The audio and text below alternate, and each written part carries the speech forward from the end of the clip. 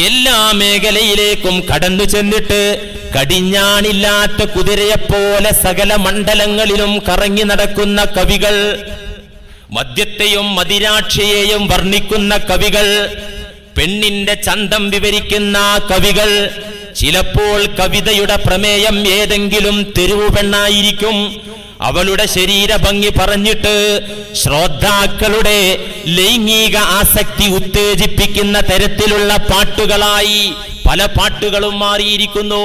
അല്ലെങ്കിൽ സദസ്സിനെ ചിരിപ്പിക്കാൻ വേണ്ടി മാത്രം ഫലിതങ്ങളും തമാശകളും മാത്രം ആലപിക്കുന്ന കവികൾ. ഇത്തരത്തിലുള്ള കവികളും അവരെ ശ്രവിക്കുന്നവരും അവരെ പിന്തുടരുന്നവരും ധാർമ്മികത നഷ്ടപ്പെട്ട മനുഷ്യരാണെന്നാണ് പരിശുദ്ധ ഖുർആൻ പഠിപ്പിക്കുന്നത്. അലം തറ അന്നഹും ഫീ കുല്ലി വാദി യഹീമൂൻ.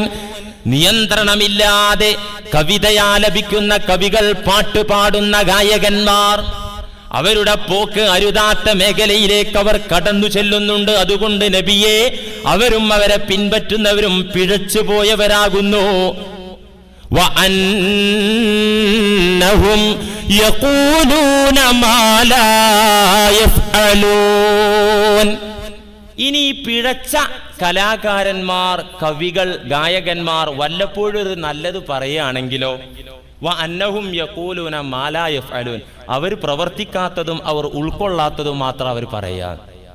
ശരിയല്ലേ? കവികൾ നല്ല സന്ദേശം തരും, വേണ്ട.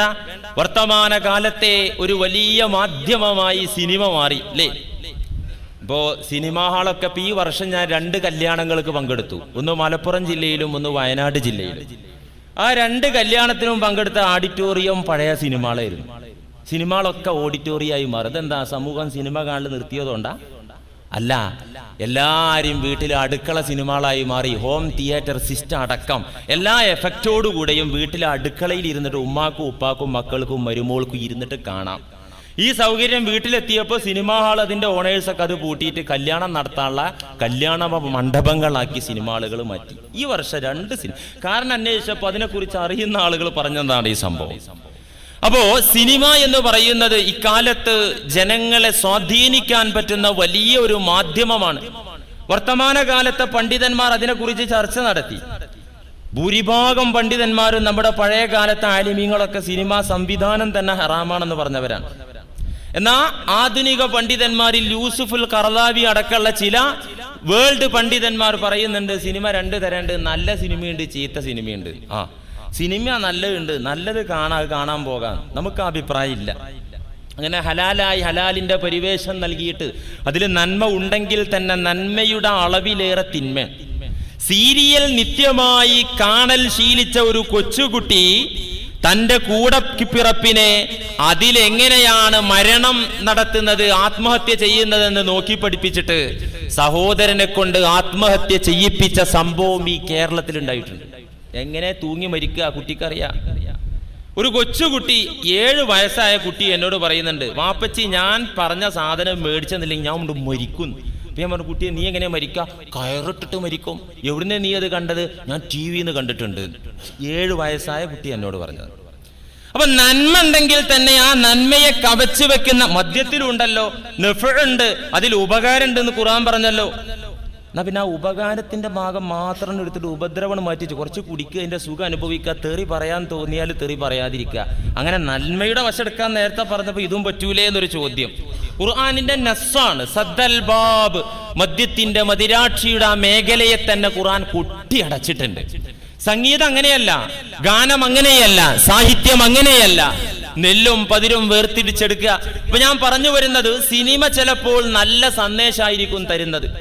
കെട്ടുറപ്പുള്ള ദാമ്പത്യം, നല്ല കുടുംബ ജീവിതം എന്നൊക്കെ നല്ല പാഠം തരുന്ന സിനിമയായിരിക്കും.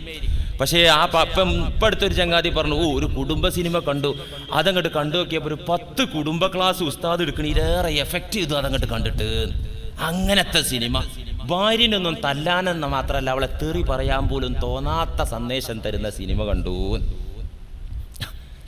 അപ്പോ ആലോചിക്കേണ്ട എന്താ, ഇങ്ങനെ ഒരു സംഭവം നല്ല പ്രമേയം അവർ തരുന്നുണ്ടെങ്കിൽ പടച്ച തമ്പുരാൻ പറയാ ഖുർആനില്, വഅന്നഹും യഖൂലൂന മാ ലാ യഫ്അലൂൻ.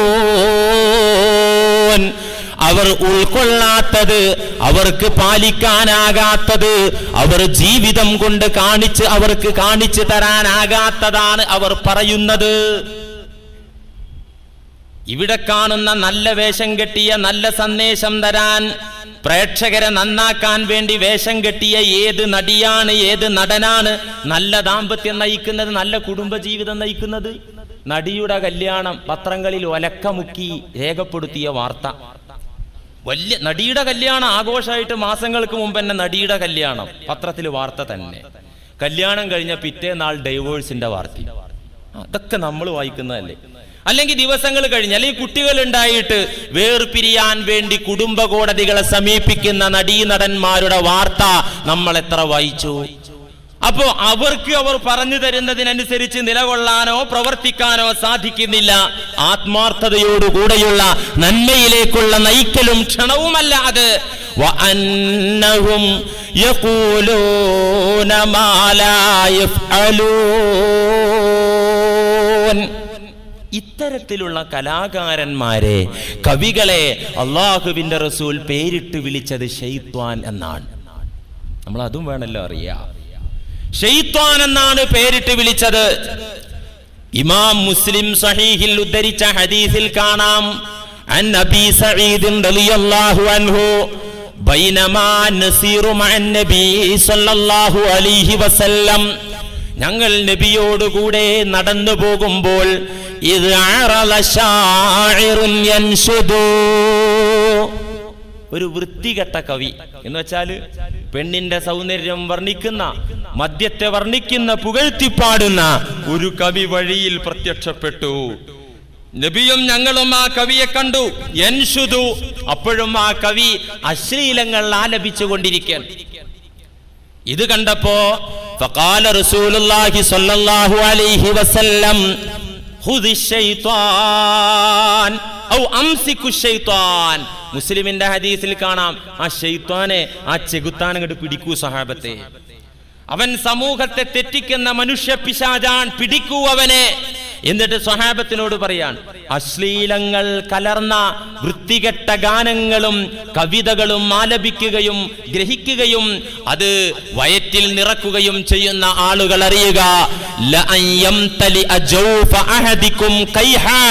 നിങ്ങളുടെ വയറ് മുഴുവൻ ചലം, ചീഞ്ഞ ചലം കുടിച്ച് നിങ്ങൾ വയറ് നിറക്കൽ. കൈഹേ, ചീഞ്ചലം കുടിച്ച് നിങ്ങൾ വയറ് നിറക്കൽ. ഖൈറുൽ ലഹു മിൻ അൻ യംതലി അശ്ശിറാ, മോശപ്പെട്ട ഗാനങ്ങൾ പഠിക്കുന്നതിലേറെ, ആലപിക്കുന്നതിലേറെ, ശ്രവിക്കുന്നതിലേറെ, അത് കേട്ടുകൊണ്ട് സന്തോഷിക്കുന്നതിലേറെ നിങ്ങൾക്ക് നല്ലത് ആദ്യം പറഞ്ഞ പണിയാണ് വയറ് നിറച്ച് ചലം കുടിക്കുക. എന്നാ പിന്നെ നജസ് അങ്ങോട്ട് മൂത്രിച്ചും കാഷ്ടിച്ചും പോകുമ്പോ അങ്ങോട്ട് പൊക്കോളും, വേറെ ബുദ്ധിമുട്ടൊന്നും ഉണ്ടാവില്ല. ഇതങ്ങനെയല്ല. ഇതുകൊണ്ട് വയറ് നിറയ്ക്കൽ നരകപ്രവേശനത്തിന് മതിയായ കാരണമായിരിക്കുമെന്ന് നബി സല്ലല്ലാഹു അലൈഹി വസല്ലമ തങ്ങൾ പഠിപ്പിക്കണം. ഈ വചനം അങ്ങോട്ട് ഇറങ്ങിയപ്പോ ഇപ്പൊ കവികളെ ഒന്നായിട്ട് അടച്ചാക്ഷേപിച്ചിരിക്കാം.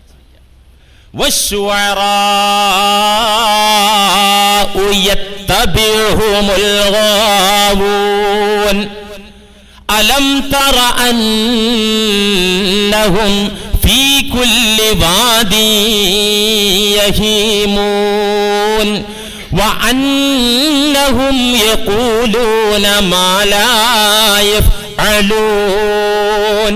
ഈ വചനങ്ങൾ ഇറങ്ങിയപ്പോ ലമ്മാ നസലത്ത് ഹാദിഹിൽ ആയ, ഈ വചനങ്ങൾ ഇറങ്ങിയപ്പോ ജാഅ ഹസ്സാൻ ഇബ്നു സാബിത്തിൻ وعبد الله بن رواحة وكعب بن مالك رضي الله عنهم إلى رسول الله صلى الله عليه وسلم. ഇത്ര ഖുർആനിൽ ആയത്ത് അങ്ങോട്ട് ഇറങ്ങിയപ്പോ പ്രവാചകരുടെ കവികളായിരുന്ന സ്വഹാബത്തിന്റെ കൂട്ടത്തിലെ വിശ്വപ്രസിദ്ധ കവികളായിരുന്ന ഹസ്സാൻ ഇബ്നു സാബിത്ത്, അബ്ദുല്ലാഹി ഇബ്നു റവാഹ, കഅബ് ഇബ്നു മാലിക് റളിയല്ലാഹു അൻഹും, ഈ മൂന്ന് കവികൾ തിരുനബിയുടെ മുന്നിലേക്ക് ഓടി വന്നിട്ട് വഹും യബ്കൂൻ, അവർ പൊട്ടിക്കരയുകയാണ്. കവികളെ ആക്ഷേപിച്ചുകൊണ്ടുള്ള വചനമിറങ്ങിയപ്പോ ഈ 3 കവികൾ നബിയുടെ മുന്നിൽ വന്ന് പൊട്ടിക്കരഞ്ഞു പറഞ്ഞു, ഫഖാലൂ യാ റസൂലല്ലാഹ്, പുണ്യ നബിയേ, ഖദ് അലിമല്ലാഹു ഹീന അൻസല ഹാദിഹിൽ ആയ അന്നാ ശുഅറാ.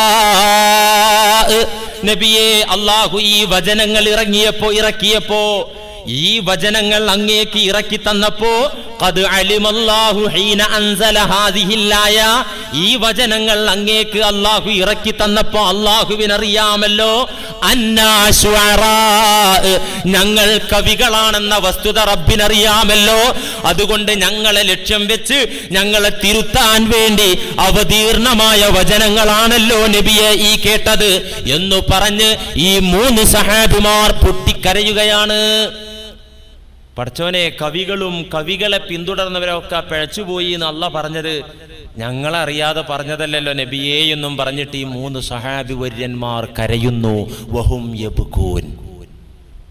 നബി സല്ലല്ലാഹു അലൈഹി വസല്ലം തങ്ങൾ പുഞ്ചിരിച്ചു ഫതലൻ നബിയു സല്ലല്ലാഹു അലൈഹി വസല്ലം. നബി ഇവരുടെ സംശയം മാറ്റിക്കൊടുത്തത് ആയത്തിലൂടെ തന്നെ. നിങ്ങൾ ആയത്ത് കുറച്ച് പഠിച്ചാൽ പോരാ, ഇത്ര കേട്ടത് മാത്രമല്ലല്ലോ എനിക്ക് ഇറങ്ങിക്കിട്ടിയത്, തുടർന്നുള്ള ഭാഗം കൂടി ഒന്ന് വായിക്കൂ. ഫതലൻ നബിയു സല്ലല്ലാഹു അലൈഹി വസല്ലം, കരഞ്ഞ് സങ്കടത്തോടെ മുന്നിൽ വന്ന ഈ 3 കവികളായ സ്വഹാബത്തിന് നബി ഓതി കേൾപ്പിച്ചു കൊടുത്തു. തുടർന്നുള്ള ഭാഗം ഇല്ലല്ലദീന ആമനൂ വഅമിലുസ് സ്വാലിഹാത്ത് വദക്കറുല്ലാഹ കസീറാ. കവികളും അവരെ പിന്തുടർന്നവരും പഴച്ചു. നബിയെ അങ്ങ് കാണുന്നില്ല, എല്ലാ മേഖലയിലും അവർ ടച്ച് ചെയ്ത് എല്ലാ മേഖലയിലേക്കും അവർ കടന്നു ചെല്ലുന്നുണ്ട്. അവർ നല്ലത് വല്ലതും പറയുകയാണെങ്കിൽ അവർ സ്വന്തം പ്രവർത്തിക്കുന്നില്ല. ഇല്ലല്ലദീന ആമനൂ വഅമിലുസ് സ്വാലിഹാത്ത്, ഈമാനുള്ള കവികൾ ഒഴികെ, അമലുസ് സ്വാലിഹാത്ത് ഉള്ള കവികൾ ഒഴികെ, വദക്കറുല്ലാഹ കസീറാ, ദിക്റുള്ള കവികൾ ഒഴികെ. ഈമാനും അമലുസ് സ്വാലിഹാത്തും ദിക്റുമുള്ള കവികൾ ഒഴിച്ച് ഈ വസ്തുത പറഞ്ഞിട്ട് അല്ലാഹ് ഇല്ലൽ തുടനെ തന്നെ പറയാണ്, ഇങ്ങനെ ഒരു ഗ്രൂപ്പുണ്ട്, അവർ സ്വാലിഹായ അമലാണ് കവിതയിലൂടെ അവർ കൊണ്ടുവരുന്നത്. സുഹൃതമാണ് മുഴുവൻ കവിതയും സ്വാലിഹായ അമലുകളാണ്. അങ്ങനെയുള്ള ഒരു ഗ്രൂപ്പ് ഉണ്ട് എന്ന് ഖുർആൻ തന്നെ അവിടെ വേർതിരിച്ചു പറഞ്ഞു തരികയാണ്. സ്വഹാബത്തിന്റെ കൂട്ടത്തിൽ 200 കവികൾ ഉണ്ടായിരുന്നു എന്നതാണ് ചരിത്രം. ആ 200 കവികളുടെ നേതാക്കന്മാരാണ് ഇവർ. ആരൊക്കെ?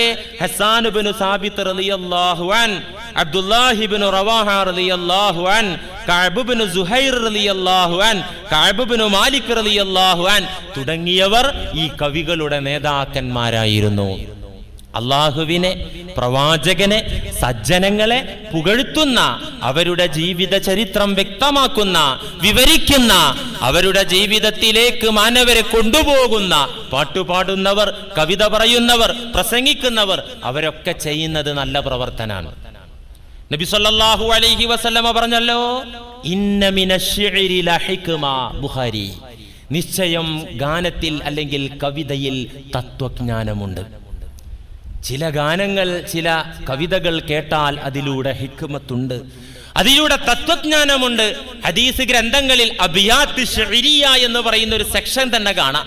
ഹദീസ് ഗ്രന്ഥങ്ങളിലെ കവിതകൾ ഒരു ഭാഗത്ത് അത് മാത്രം വെറും കവിത ഹദീസ് ഗ്രന്ഥങ്ങൾ അത് വേറിട്ട് തന്നെ ഇന്ന് പുതിയ സോഫ്റ്റ്വെയർ ഇറക്കിയപ്പോൾ, സൗദി മന്ത്രാലയം ഇറക്കിയ സോഫ്റ്റ്വെയറിൽ അബിയാത്ത് ശൈരിയ, ഹദീസിൽ വന്ന കവിതകൾ എന്ന് പറഞ്ഞിട്ട് ഒരു ഭാഗത്ത് വെറും കവിതകൾ മാത്രമാണ് പറയുന്നത്.